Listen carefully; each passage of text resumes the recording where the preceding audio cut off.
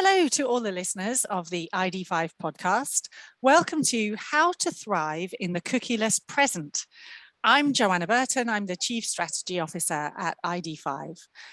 For this podcast series, we're talking with a range of experts to share their findings, case study results, real campaigns, real tests into the effectiveness of cookieless technologies. There's a lot of change in the digital advertising industry right now with the deprecation of traditional signals used for addressing audiences with digital advertising campaigns.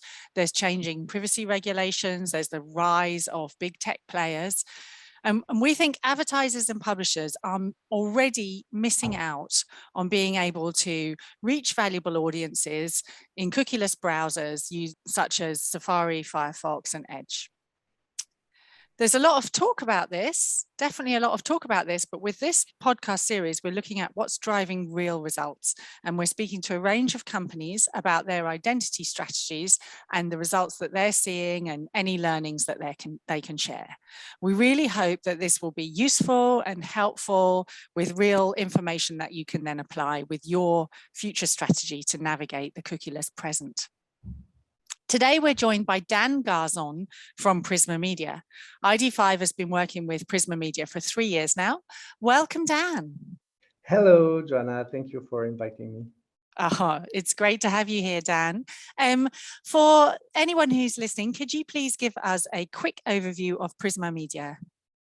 Yes, of course. Prisma Media is a major publisher, a French publisher, but we have international assets too. We are the leading position with more than 37 million of unique users across our network, represented by 23 brands, internal brands, and we launch now an activity, Prisma Media, for publishers with external brands. We manage their programmatic sales because we proved to the market our expertise to do this. We are at the origin a print publisher, but we become the first digital publisher, starting our digitalization about 10 years ago. And so we have a lot of expertise, people, we talk about more than 60 people involved on the ad tech development. 60 people, wow. And you gave us a lot of numbers there as well. How many countries do you operate in? We have about as I said, 33 brands with mainly entertainment, women, economical business brands. We have the chance to develop our expertise with all the technology in the market, all the platform. We entered the programmatic world since 5 years now. And so we work with main platforms, SSP's platforms, and main technologies, measurement technologies. We have a strong development inside our group, Vivendi Group now, a lot of synergies to set up. And we consider our ad tech role as an advisor for the market to help our buyer to find the right target at the right time on the right environment. And so the complexity on of the market is now fully managed by our teams, sales team and technical teams. By your experts, so 60 experts. And what's your specific role? I'm an ad tech business unit director, so I have a sales role, ultimately, with in my team and my business unit, the international development, in a way, and all the new actors, what we call independent agencies. And on the other part of the team, we have the classical main big 5 or big 6 agency buyers. So our role is to monetize the audience of the whole network and to help our client to manage their digital campaign. Okay. Very clear. Thank you for that. So great to have the overview. Now let's talk specifically about identity. Can you tell me what steps Prisma Media has taken to future-proof your addressability strategy so that these clients you're talking about, the big six and the indies, can operate efficiently, and the same for all those 33 publisher brands you mentioned? So at Prisma Media, we realized very early the importance of the cookieless topic.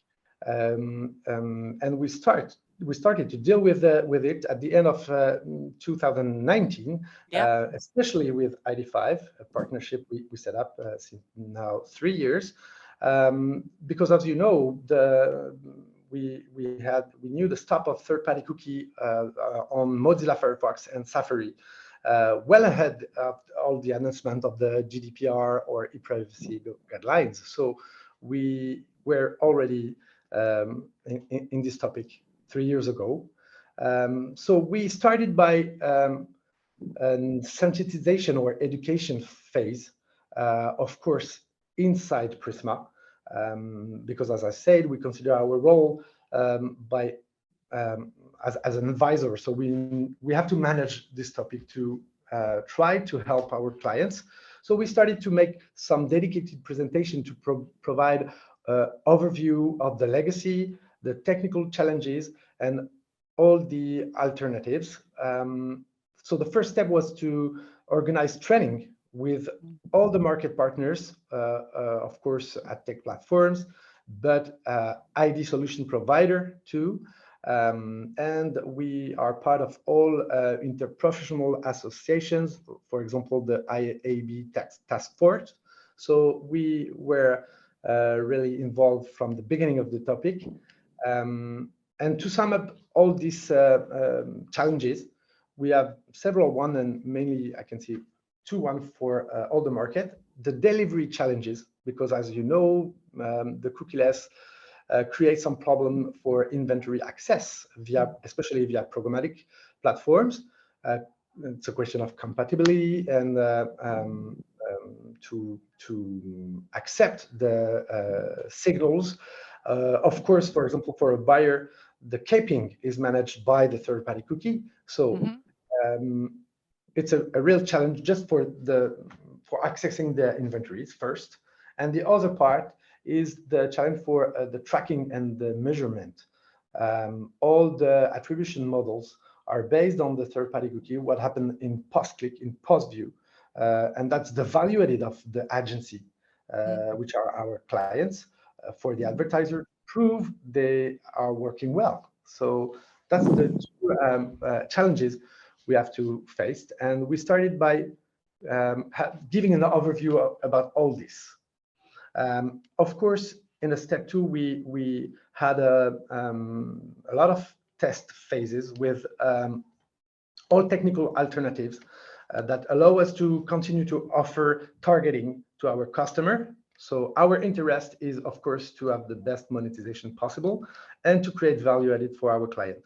So the solution and technical alternative are, we can see 3 main ones. The extended ID solutions, and ID5 is part of that, with, in a way, the probabilistic solution. So as I said, ID5, we plugged it in 2019.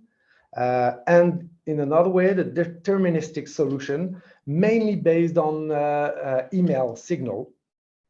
So we run some tests with ID LiveRamp, with ZeoTap, and now with the Criteo email. Okay. So we believe a lot on this deterministic solution because we have the chance to have a lot of emails address in our database. The other part, the other alternative is the contextual targeting solution, based on natural language processing algorithm. So it's not a simple keywords, but more artificial intelligence solution. We are using external solution like Oracle Grapeshot or IAS, and we develop our own international contextual solution. Our DNA is really on the content production, so we know very well our audience desire, and we are trying to propose a lot of editorial granularity in terms of verticals. So we have a lot of advance on that. contextual targeting, but it's limited, especially when you want to target the right target group, whatever the context. And the third one is the first-party cookie solution. We are testing a new one called Prisma ID, based on the PPID, Google Publisher. It's like an identifier assigned for a specific publisher. And this first-party cookie seems to be really sustainable, but it's just the beginning. And it allows us to trace our data regardless of the browser. So every browser are in this test phase, and with the possibility to identify the user on all Prisma Media sites. So that's the three alternative solutions. Ultimately, our desire is to master all the standard solutions and the new one. So we keep watching the market very closely to be compatible with all the techno stacks, all the DSP, and especially DV360, which stay and remain the most widely used DSP on the market. So that's our positioning. We have volume, and we want to be standard and compatible for everybody, or the most possible. That's a great approach. So clearly you've got the size of the team in-house to be able to do all this research and the testing and gain the skill set so that you can have this interoperability with the market leaders. So that's really been very forward thinking of you, especially since we started working together in 2019 when the focus was very much on privacy and being able to collect consent from users and respect privacy with regard to the hashed emails that we can collaborate on with hard signals to create the ID5 ID.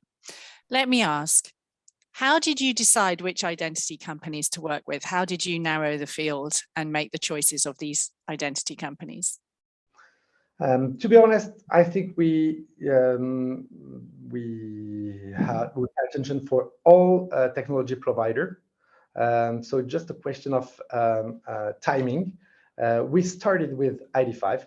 We were, I think, one of the first publishers in France to test the solution. So we are absolutely agnostic about technology. And from my side, because I come after the technological selection, I participate, of course, on the decision, but my goal is to have all the maximum compatibility. So we ran the first test with a first goal in mind to increase the reach, especially on Mozilla Firefox and Safari.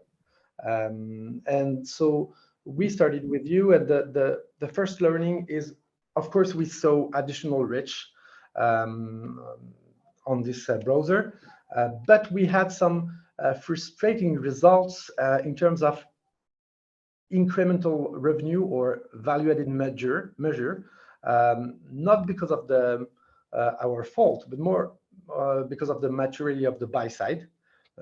They were expecting a lot of this test, and we were on the first one, step one phases, just to show and to demonstrate it was working, but not to have exactly measurement of the growth of CPM or the performance campaign results.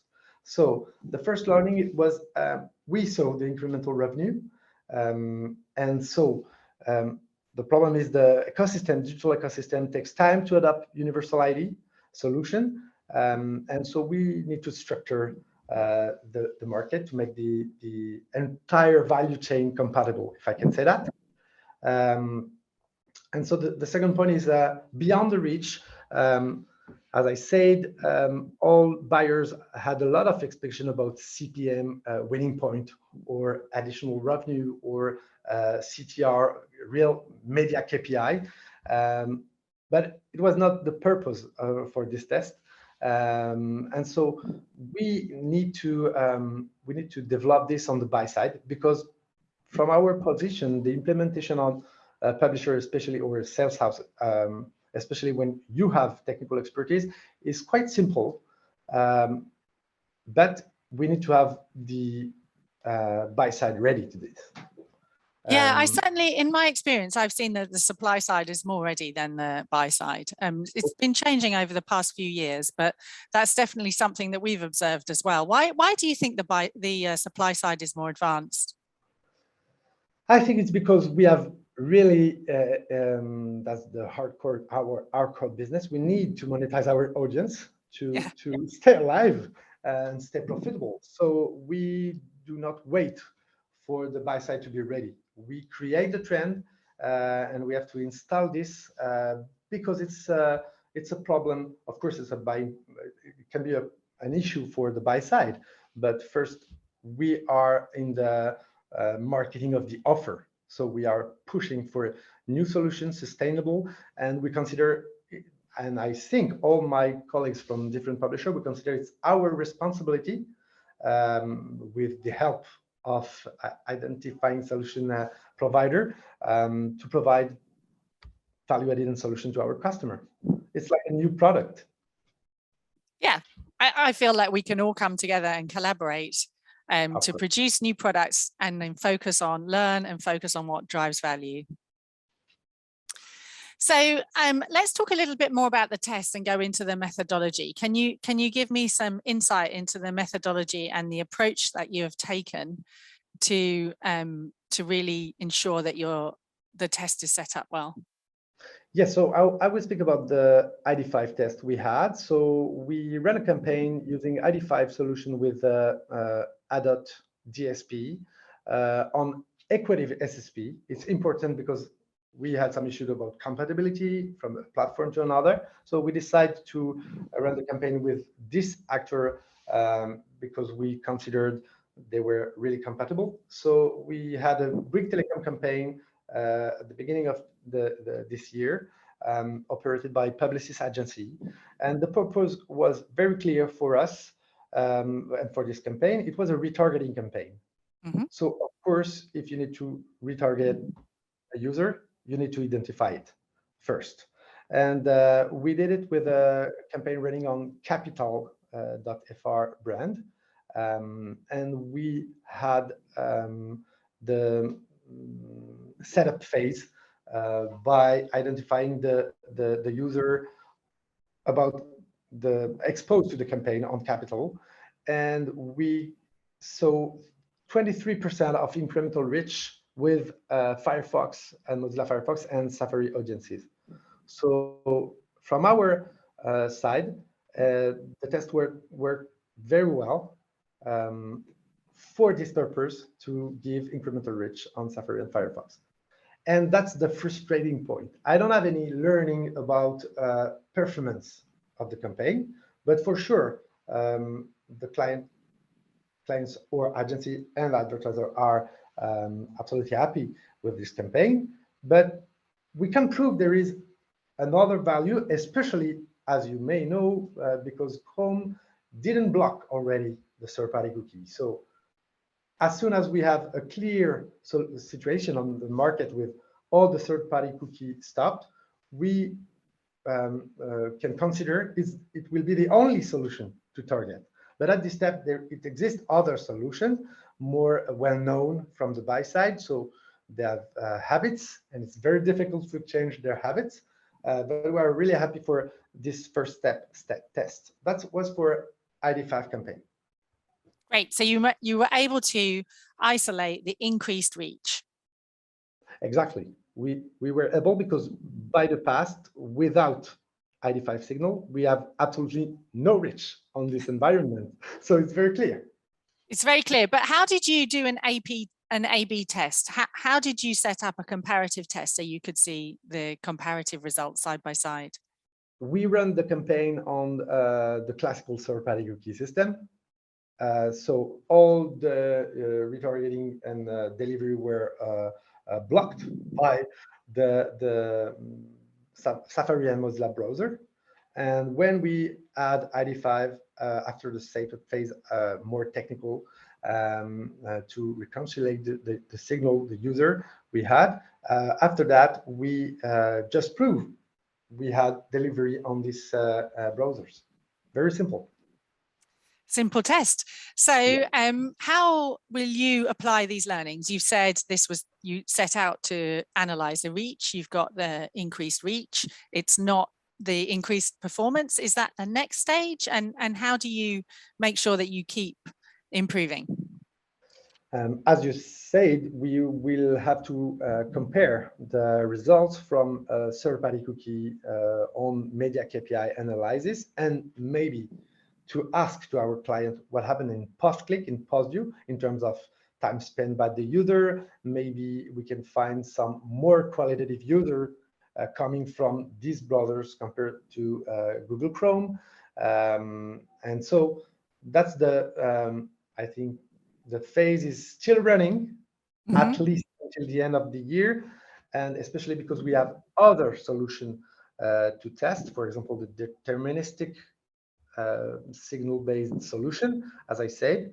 So we have other solution to test, especially with the email signals, as I said. And after this test phase, so we are still in the test phase. After this, we will announce some learnings to the market. But I can say it's at this step for the other solution is pretty limited. Even if we have the chance to have a lot of emails address, we have only 15% of our impression for an average campaign associated to an email address. So it limits the reach for to target, of course. And so it means we have to enlarge the CRM program, even if we have already enough emails, but it's the same part for the technical solution. They have to find a huge database to run this campaign. So for all solution, we can find some constraint and some benefits. So we have to test it. Yeah, that's for sure. The test and learn phase. Test and learn. So I think 15%, that's about the industry standard. That's actually quite high. So you're doing well with being able to collect deterministic signals, but totally agree. How could you miss out on so much if you had to just rely on that? When you were looking at this 23% increased reach, was that just on probabilistic, or was that on probabilistic and deterministic? It was only on probabilistic.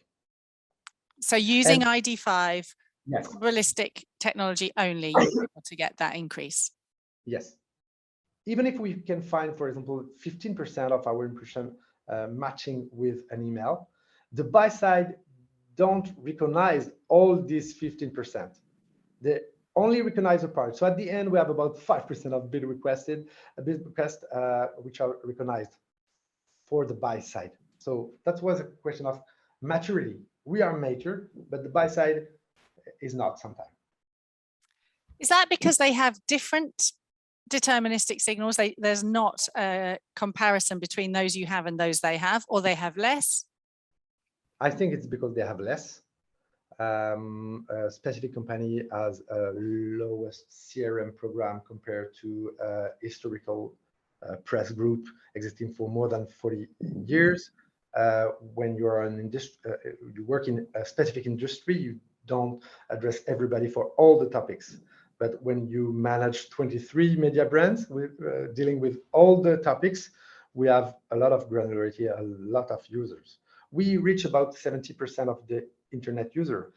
Even a big brand can't pretend to reach too much people as we do it. 70% market share is a great stat.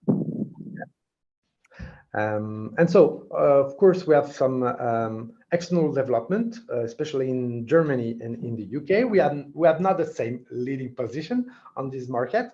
So our job is to make the reach increase and the awareness of our brands on this market to reach the same position. And we are on a reach, clearly, and volume market. So the more user you are able to address and the more targeting you can propose. You mentioned several partners that you involved in this test. You had ADOT, you had Bouygues, you had Publicis. How hard was it to include the partners in this test? It was not so hard, as I said, because we were ready and we had a clear overview of the solution and the challenges. So we convince them to run this test, and we were helped about ID5 about that. So when you have the technological partner, the publisher, and already a day-to-day, how do you say that? Sorry, a loyal partner as Prisma, as we are for Publicis. We had the confidence of the Publicis and the good position to run this test. So it wasn't too hard, especially because Bouygues Telecom, the advertiser, developed a lot of buyings on Prisma Media Network. And so they understand the goal of this test, to be ready for the future. And so it was really easy to run. More complicated to set up because of the buy side and people involvement, and capability to understand every step. And even for us as a salesperson, I'm not an engineer or a mathematician, so to explain in details exactly how we collect the signals or we make the probabilistic data, etc. It could be sometimes complicated, but we are helped by all the experts in-house. Great. Yeah, sometimes forget that it could be complicated. Yeah. So, but because you had this historical relationship with Publicis before, you've built up some trust, you've presumably tried things before, they were more amenable to a test. Exactly. Why do you think other companies are less amenable to tests, or why do you think other companies are not moving as fast as you? I can say whenever there are technological innovation, whatever the innovation on the market, you have already prescribers and followers. So it's a question of timing, and probably a question of issues and priority. As I said, at Prisma, the Prisma Media, the digital represent about 70% of the turnover, and 80% of which is programmatic. So it represents tens of millions of euros. So we naturally focus on this topic to maintain this revenue level. And I think it's a real challenge for the buy side too, because they invest a lot in programmatic, and internet campaigns are made especially for the targeting, the tracking, the analysis, more than the offline media.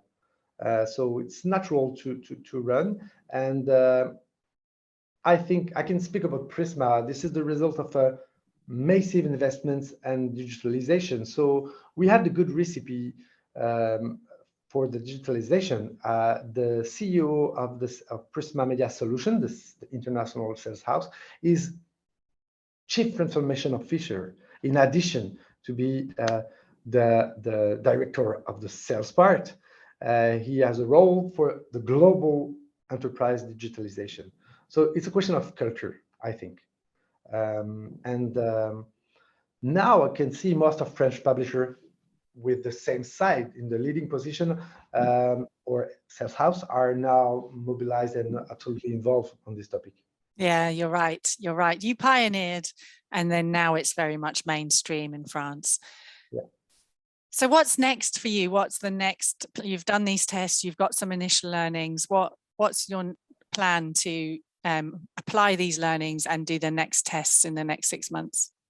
So for now, the step is to continue tests, to demonstrate our lead and advance, and to be honest, to use it as a sales benefit, to demonstrate we are able to find signals for and solutions for our campaigns, and provide sustainable solutions. So we are still in the test phase. We will continue this test until the end of the year, especially because we launched a new way to identify, as I said, is the Prisma ID, but it's still in the closed environment of Prisma, the limit, but we will try to develop it. Even if I think now we are able to send this signal on all our bid requests, just a question of the buy side to adopt the system and the solution. So we have a lot of communication to do, and marketing presentation to convince our customers to use it. For the deterministic data, the next step is to increase the emailing reach and volume to collect as much as deterministic data as possible.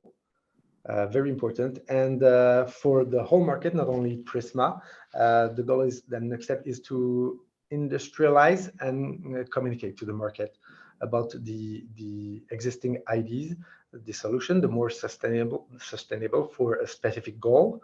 And as I say, to make it clear for the market, these solutions are available in all our bid requests for all purchase and transaction type. That's the next step: communication, marketing, training, yeah. evangelism. Yeah, Exactly. You need to repeat. Exactly. So what's your advice then to the buy side or to other companies in general? What's your advice to anybody listening to this podcast about what they should do? I think, in my opinion, that even if I consider it's the role of technology providers to find this solution and to standardize, to find standard solution, I can advise for all media, whatever the side, buying side or sell side, to quickly move and jump on the topic. Even if they have to abandon some existing solution, they have to make the decision very quick. So to embrace this strategic topic and invest human resources, expertise, so to hire the good profile, very important.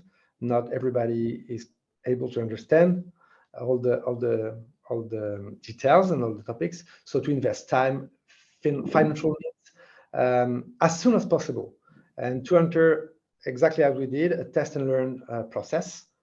And of course, to lean on technical partners as ID5 or publishers expert.